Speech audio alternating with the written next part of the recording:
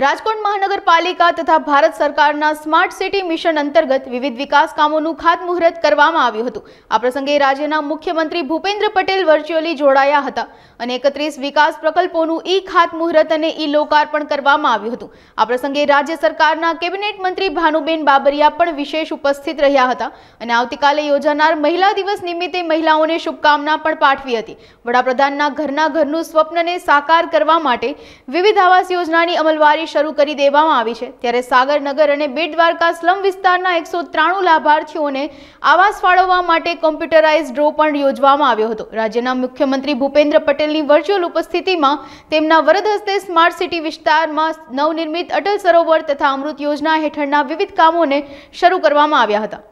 આજે ગુજરાત રાજ્યના મુખ્યમંત્રી શ્રી ભૂપેન્દ્રભાઈ પટેલની વર્ચ્યુઅલી ઉપસ્થિતિમાં રાજકોટ મહાનગરપાલિકા તેમજ રાજકોટ શહેરી વિકાસ સત્તામંડળ અંતર્ગત 600 કરોડથી પણ વધારે રકમના ખાતમુહૂર્તો અને લોકાર્પણો એમની વર્ચ્યુઅલ ઉપસ્થિતિમાં કરવામાં આવ્યા છે। ત્યારે રાજકોટના વિકાસને અનેક ભેટ મળી છે। પાણીના પ્રશ્નો હોય, બ્રિજ હોય, આમાં અનેક વિકાસના કાર્યો થયા છે। અટલ સરોવર 1 મેથી એ પણ ખુલ્લું મૂકવામાં આવશે અને લોકોની સુખાકારી માટે વિકાસના કાર્યો ખુલ્લા મૂકવામાં આવ્યા છે। અને હમણાં અંબિકા ટાઉનશીપ છે, ત્યાં પણ જે પાણી માટેનો પ્રશ્ન હતો એ પ્રશ્ન પણ હવે કાયમી હલ થઈ જશે।